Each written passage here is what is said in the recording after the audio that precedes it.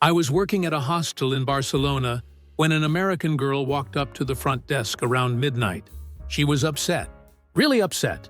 She wanted to know why nobody was serving food in the common area anymore and why the kitchen was closed. It was past midnight. I explained that the kitchen closes at 10. She said, "Yeah, but I'm hungry.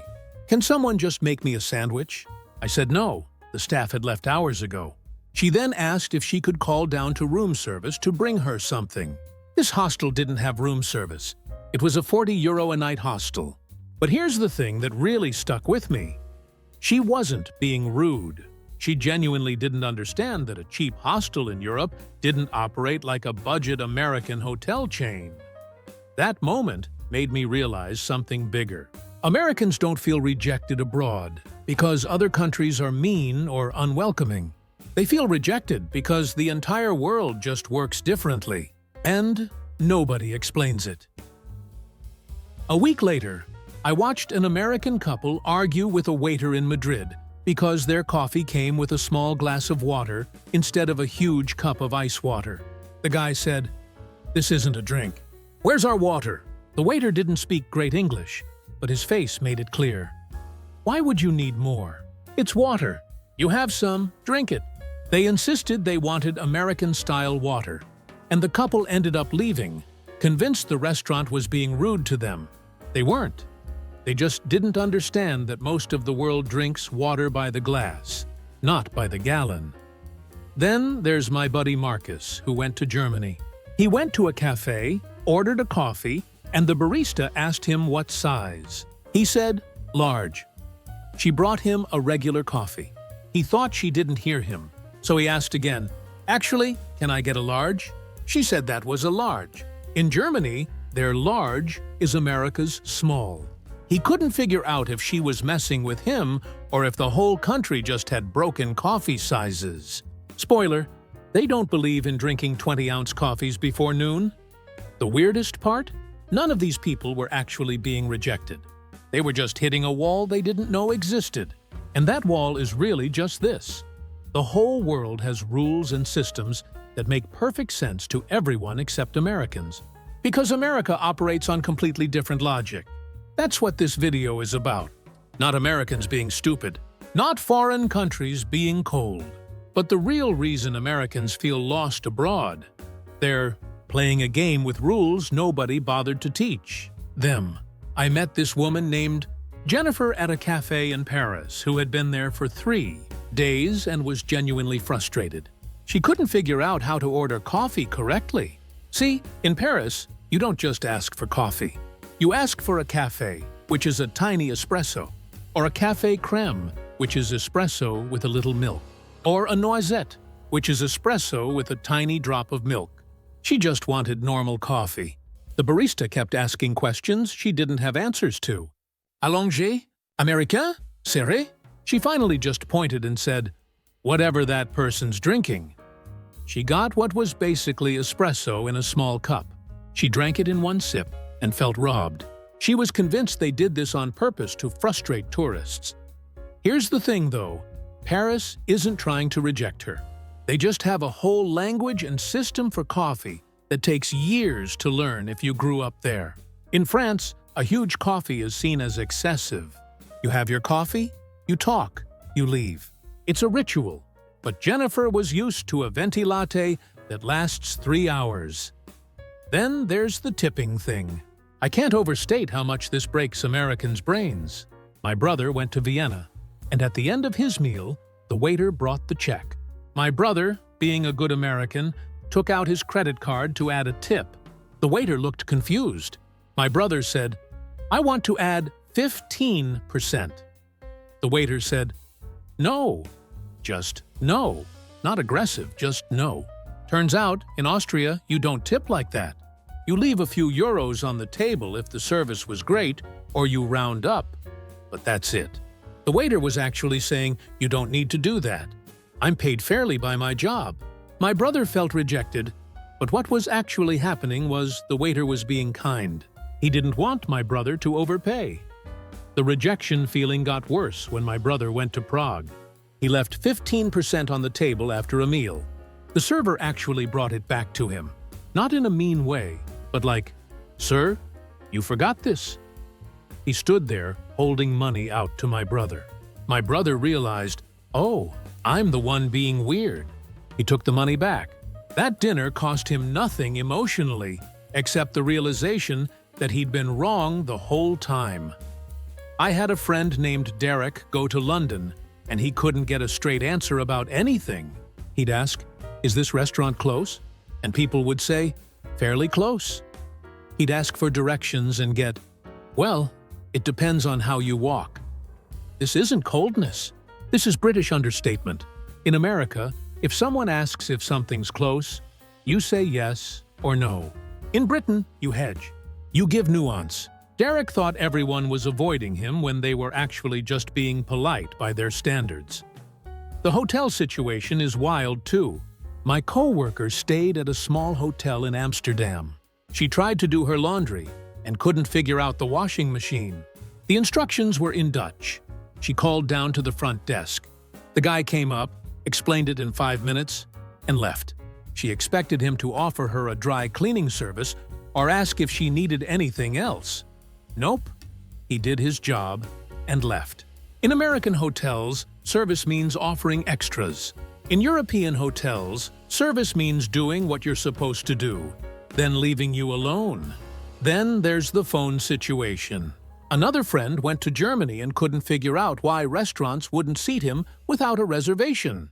He'd walk in, and they'd say it was full, or they'd give him a table at weird hours. He thought German restaurants didn't like Americans. Turns out, in Germany, many restaurants are reserved for specific time slots. You don't just walk in and grab a table whenever you want. That's chaos to them. The system actually makes more sense if you think about it.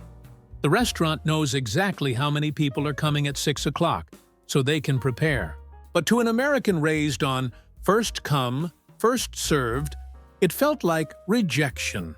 The real thing Americans don't get is that most of the world sees systems differently.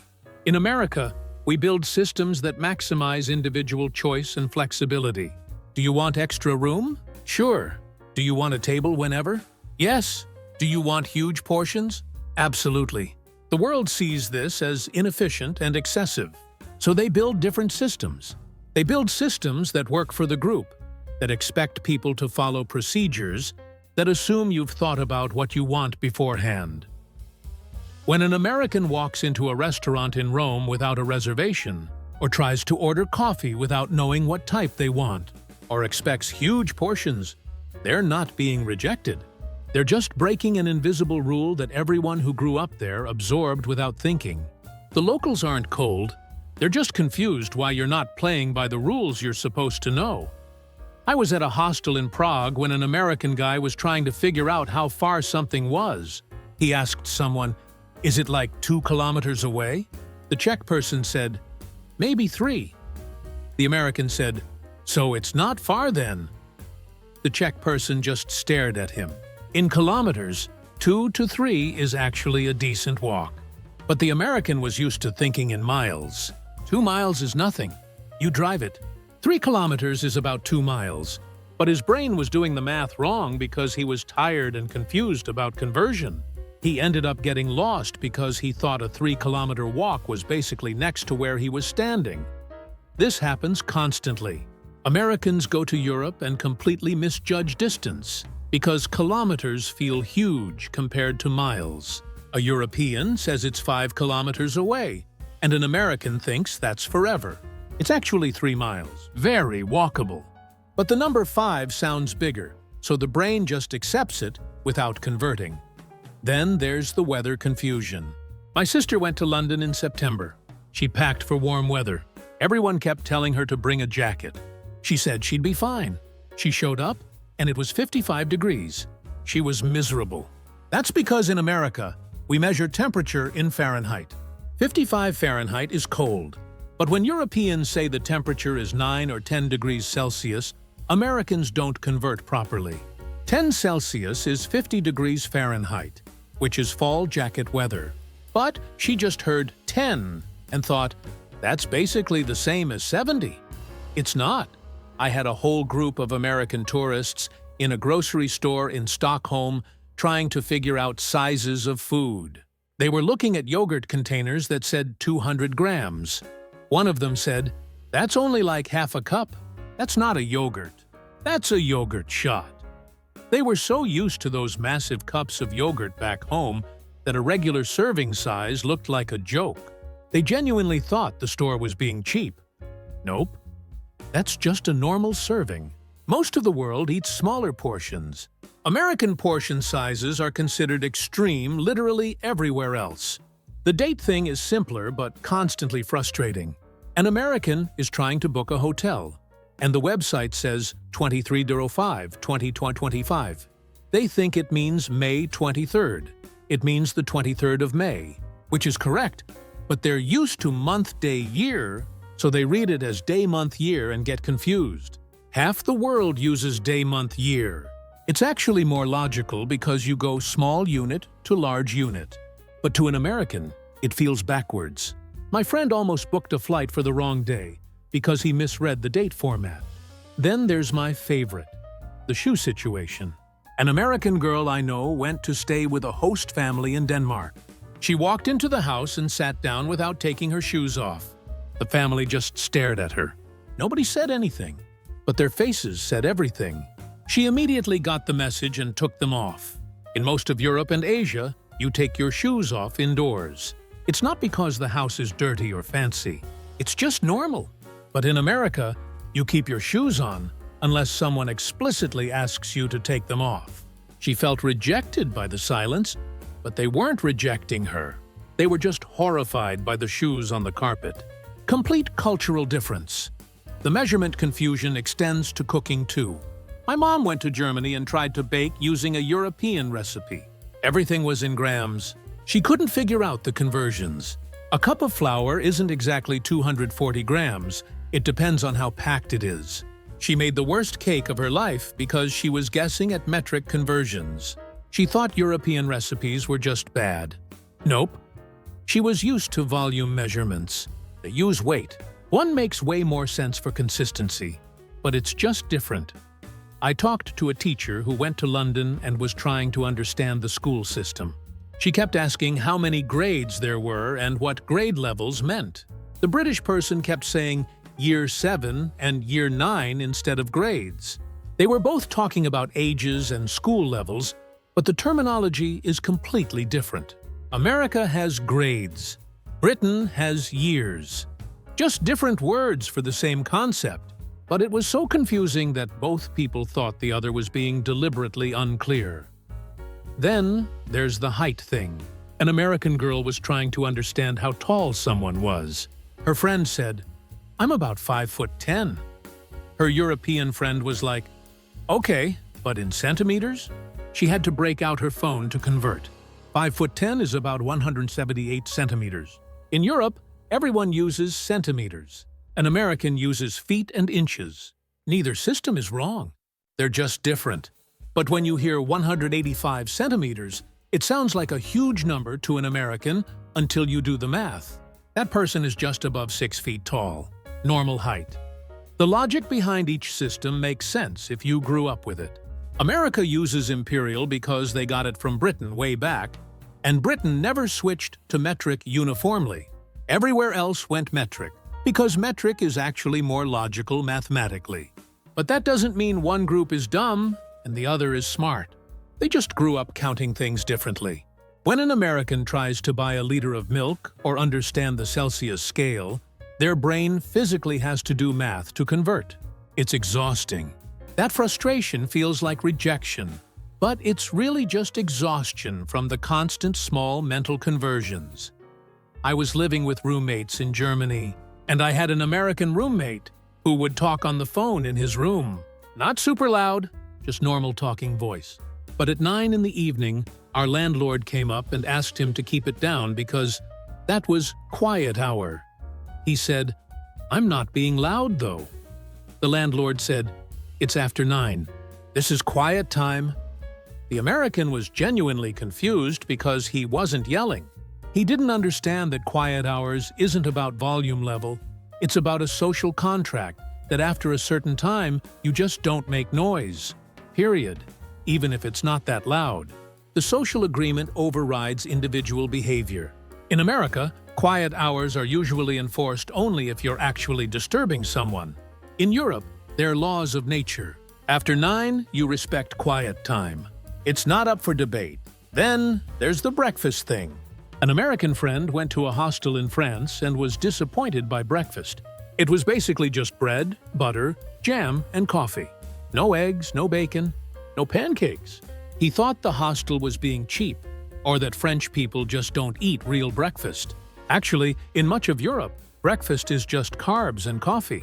That's normal and fine. They have a big lunch instead. He felt rejected by the small breakfast, but the hostel wasn't rejecting him. They were serving normal French breakfast. His expectation of an American-style breakfast was just wrong for the location. I have a coworker who went to Italy and tried to get coffee after a meal. The waiter brought him an espresso. He asked for more coffee. The waiter looked confused. In Italy, you don't drink huge amounts of coffee with meals. You have your espresso, one small cup, and you're done. The tradition is literally coffee-based. You drink coffee, you have an experience, you move on. He drank 3 cups of coffee throughout the meal and thought the restaurant was being rude by forcing him to have small cups. They weren't forcing anything. He was just eating in the wrong style. The restaurant timing thing destroyed a lot of Americans' vacations. Places in Europe have lunch from around noon to 2, then dinner from 7 to 10 or so. In between, many restaurants are closed. An American went to Madrid at 5 in the afternoon and couldn't find a restaurant open. He thought they were being rejecting or the whole city shut down. Actually, restaurants were just closed for the break between lunch and dinner. He had to wait until 7. In America, restaurants are pretty much always open. You can eat whenever you want. In Europe, there are rhythms. People eat at certain times. Everything closes and opens around that schedule. It's not personal. It's just how society functions. I watched an American at a train station in Switzerland get frustrated because the train left exactly at the posted time, not a minute late, not waiting for stragglers. The doors closed at 10:47 and the train left at 10:47. He was 1 minute late. He missed his train and missed his connection. He thought this was incredibly rude. In Switzerland, trains are punctual to the minute because the whole system depends on that. If trains ran late sometimes, nothing would work. The entire schedule breaks, so they don't wait. Period. He wasn't rejected. He just didn't understand a system that prioritizes collective efficiency over individual convenience. The queue thing is wild too. My friend went to a market in Turkey and tried to just wait in line like an American would, standing in a line, waiting for his turn. But the way they managed the crowd was more chaotic. People were clustered around, and when someone finished, the next person who pushed forward got served. He thought this was rude chaos. Actually, it was just a different system. The vendor was looking for who needed service next, and you had to be aware and ready. He felt rejected because he wasn't getting served in the order he thought made sense. He was just playing by the wrong set of rules. I talked to a woman who went to Japan and was stressed because everything was so quiet on public transportation. Nobody talked. Nobody made eye contact. She thought Japanese people didn't like foreigners. Actually, there's just a social rule that public transportation is a quiet space. You don't talk. You don't make eye contact. You're in a shared space, and you respect everyone's privacy by ignoring each other. It's not coldness, it's respect. She misread it as rejection. The personal space thing is interesting too. An American went to a market in Spain and felt crowded because people stood closer together in line than he was used to. He thought people were being aggressive or rude. Actually, different cultures just have different comfort zones for personal space. In some places, standing closer is normal. It's not an invasion. He was used to more distance, so less felt threatening. He felt rejected by the closeness when actually, people were just standing normally for their culture. Then there's the touching thing. An American went to a cafe in France, and the server would occasionally touch people's shoulders or arms while talking to them. Very casual. The American immediately thought it was inappropriate. In France, That kind of touch is friendly and normal. It's not sexual or rude. It's just how people interact. He thought the server was being too familiar. The server was just being friendly by their cultural standards. The noise acceptance thing bothers Americans too. I went to a cafe in Italy at 9 in the morning, and it was loud. People talking, laughing, the barista yelling orders. An American at the next table was annoyed and wanted to complain. But this was just normal cafe culture. Cafes are meant to be social, loud spaces where you drink coffee quickly and chat with people. They're not quiet workspaces. He was used to American coffee shops being quiet zones where you can work for hours. He felt rejected by the loud environment when really, it just wasn't designed for his use case. The bathroom situation confused a lot of Americans too. In many European train stations and public places, bathrooms cost money, like €0.50 to use it.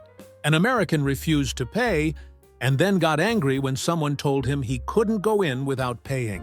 He thought this was absurd and rude.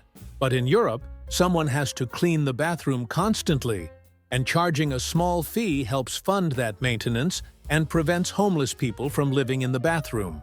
It's actually logical. He felt rejected. He was just used to free bathrooms and didn't understand the different systems each place builds. Here's what I realized after watching all these moments. Americans don't feel rejected abroad because the world is mean. They feel rejected because the world just has different rules and nobody tells them what they are. Think about it. When you grow up in America, you absorb certain things without even knowing you're absorbing them. You know that coffee comes in big cups. You know, you tip at restaurants. You know, you can eat whenever you want because restaurants are always open. You know, you keep your shoes on indoors. You know, you keep your distance from people in line. You know that if you're late, places will probably wait a little bit. You know that you can customize everything. Your food, your order, your experience. None of this is taught. It's just there. Then you go somewhere else, and someone reacts with confusion or silence when you do the normal things you've always done. And that reaction feels like rejection. But it's not. It's just confusion. They don't know why you're not playing by the rules they absorbed without thinking. The sad part is, this makes a lot of Americans defensive. They start to feel like the world is against them. Or they start to think people are rude or cold or exclusionary. And sometimes, that might be true. But usually, it's just a rule mismatch. The local person doesn't understand why you didn't know the rules. The American doesn't understand there were rules. And both people walk away feeling like something went wrong. But here's the beautiful part. Once you understand that the world just works differently, nothing feels like rejection anymore. It just feels like you're learning a new game. I watched that American girl in Barcelona ask for a midnight sandwich become way happier once I explained that European hostels just shut down after a certain time, and she could grab food before that, or she could plan accordingly. She wasn't being rejected. She was in a place that ran on a different schedule. Once she knew that, everything made sense. My brother in Vienna wasn't being rejected when the waiter said no to tipping. Once he understood that servers in Austria are paid fairly and tipping is optional, he relaxed. He actually appreciated it. It meant he could spend his money on experiences instead of feeling obligated to over-tip Derek. In London, stopped feeling rejected when he realized that British understatement wasn't avoidance, it was politeness. People were trying to be considerate by not being too definite. That's kind, actually. The thing is, travel is supposed to be about discovering that other ways of doing things aren't wrong. They're just different. And that's cool. That's what makes traveling interesting. So if you're going abroad and you start to feel rejected, just pause. Think about what rule you might be breaking without knowing it. Is it a timing thing? A noise thing? A personal space thing? A system thing? Usually, once you realize there's a rule, the whole situation clicks. The world isn't rejecting Americans. The world is just operating on its own logic. And once you understand that logic, you're not an outsider anymore. You're just someone who's learning the game. That's what all these stories really come down to. Not people being rude or cold or unwelcoming. Just people existing in systems that make perfect sense to them being confused when someone doesn't know how those systems work. And honestly, that's kind of beautiful. It means the world isn't against you. It just